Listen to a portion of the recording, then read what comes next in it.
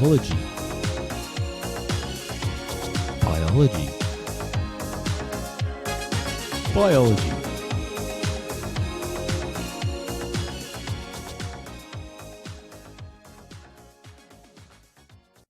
Hello and welcome back to another episode of the HSC Biology Podcast, Long Read Sunday.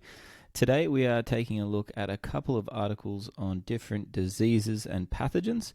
And hopefully they are relevant to what you're studying. So the first one is Ebola may have lingered in a survivor for 5 years before sparking a new outbreak, and this is much longer than scientists knew as possible. So Ebola, I spoke about on the last podcast, is a string-like virus. It's quite complex, and it is quite prevalent in West Africa. So there's lots of information out there about Ebola, and I think it's good to use an alternate example from coronavirus, just because they might provide a coronavirus stimulus, and then you have to apply your knowledge elsewhere. All right, here we go. A person who survived the major Ebola outbreak in West Africa between 2014 and 2016 may have harbored the virus for 5 years before it hopped to another person and triggered the current outbreak in Guinea, according to a new analysis. Scientists previously knew that Ebola virus could hide out in the bodies of survivors, especially in privileged areas of the body where the immune system is less active, such as in the eyeballs or the testes. That means the person could shed the virus for some time after recovering from the deadly infection,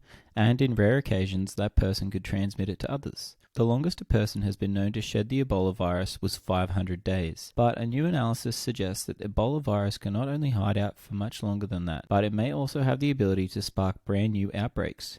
To analyse the current Ebola outbreak in Guinea, which has now infected 18 people and killed 9, Guinea's Ministry of Health sent 3 samples of the current variant to the World Health Organization laboratory at the Institut Pasteur de Dakar in Senegal. There, researchers sequenced the samples to figure out exact genes that make up its genome, and then they compared that with previous Ebola virus variants. They found that the current variant is very similar to the 2014 Makona variant that caused the West Africa outbreak in 2014 to 2016 and killed more than 11,000 people across Guinea, Liberia, and Sierra Leone. In fact, the new variant only had about a dozen genetic differences, which is far less than what would be expected during sustained human-to-human transmission. Had the virus been silently spread from person to person since the West Africa outbreak, it would have likely evolved more than 100 different mutations in the past 5 years. Rather, it's likely that the virus lingered in the body of someone who was infected during the previous outbreak 5 years ago, and it hopped to another person, such as through sexual transmission, prompting the current outbreak. The virus can linger in pockets around the body and can infect others on rare occasions, according to STAT. Such transmissions typically occur when a male survivor infects a female through sexual contact, but in the case of this new outbreak, the story is still muddled.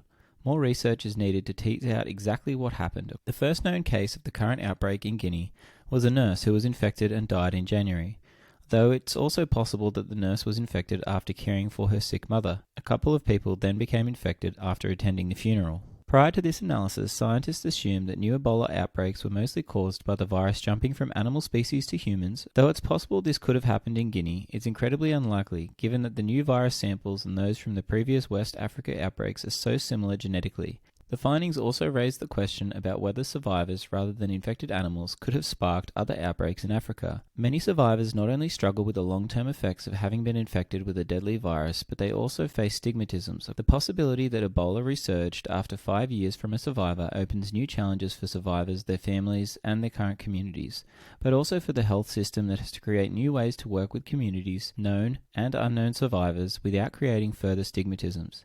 If indeed survivors with lingering viruses in their bodies can prompt new outbreaks, vaccinating much of equatorial Africa against Ebola even when there isn't an outbreak may be the solution. There are currently approved vaccines against Ebola, but these are only used when a region is facing an outbreak. Alright, so the article itself, pretty interesting, a few crossovers there. The idea of the virus lingering for a long period of time, lots of issues there. The way in which it's transmitted is interesting, and we'll talk about that later. But yeah, Ebola is a good example as it has lots of different facets because it is quite complex. So make sure you do check that out if you can. All right, and the second article today is one that was pretty weird. It's a bit of an interesting one because it's caused by a bacteria, but it's not technically a transmissible bacteria, but it is killing large numbers, and when it is together, it can kill more. So yeah, we'll read through this one and do a bit of an analysis at the end. So the article itself is called "Some Bacteria Are Suffocating Sea Stars, Turning the Animals to Goo. Microbes that thrive in high nutrient settings deplete oxygen in water around the animals." The mysterious culprit behind a deadly sea star disease is not an infection, as scientists once thought. Instead, multiple types of bacteria living within millimeters of sea stars' skin deplete oxygen from the water and effectively suffocate the animals. Such microbes thrive when there are high levels of organic matter in the warm water and create low oxygen environments that can make sea stars melt in a puddle of slime. Sea star wasting disease, which causes lethal symptoms like decaying tissue and loss of limbs, first gained notoriety in 2013 when sea stars living off the US Pacific coast died in massive numbers. Outbreaks of the disease had also occurred before 2013, but never at such a large scale. Scientists suspected that a virus or bacterium might be making the sea stars sick. That hypothesis was supported in a 2014 study that found unhealthy animals may have been infected by a virus, but the link vanished when subsequent studies found no relationship between the virus and dying sea stars, leaving researchers perplexed. The new finding that a boom of nutrient-loving bacteria can drain oxygen from the water and cause wasting disease challenges us to think that there might not always be a single pathogen or a smoking gun. Such a complex environmental scenario for killing sea stars is a new kind of idea for disease transmission.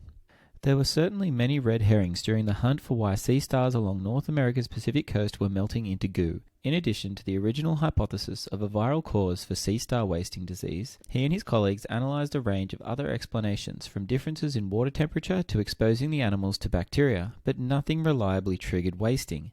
Then the researchers examined the types of bacteria living with healthy sea stars compared with those living among the animals with wasting disease. This was when we had our aha moment, says Hewson. Types of bacteria known as copiotrophs, which thrive in an environment with lots of nutrients, were present around the sea stars at higher levels than normal, either shortly before the animals developed lesions or as they did so.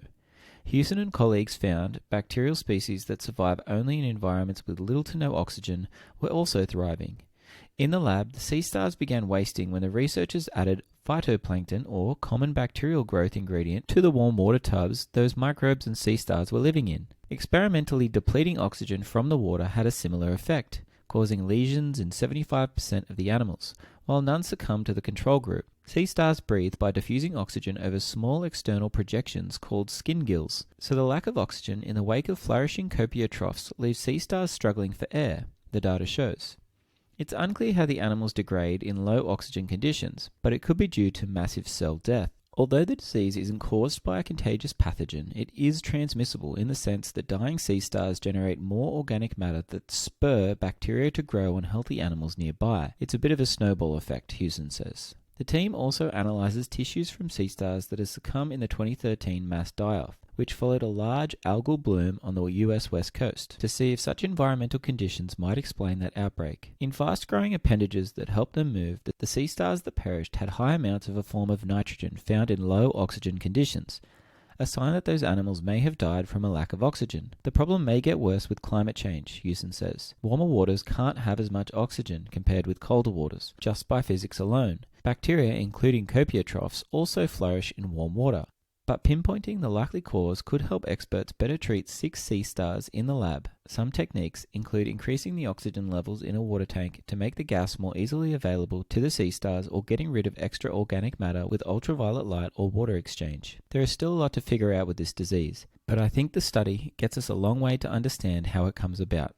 Alright, so another interesting article there where we have, a pathogen that's causing a death of another animal, but it's not infecting it directly and it's not being passed on directly. So this is where we have a bit of ambiguity around, is it an infectious or non-infectious disease? And that could be something that brings up a great discussion in class. I know in the 2019 HSC, the students were asked to debate whether or not Alzheimer's was caused by an infectious or non-infectious disease based on the information that was provided. So again, this would be a good one to talk about because we talk about the fact that there is a bacteria involved, a prokaryote, and yet the infection isn't directly related to the organism. It's something that in the environment is causing them to die. So yeah, a one that can certainly go either way if you bring in the evidence, but a good one to talk about.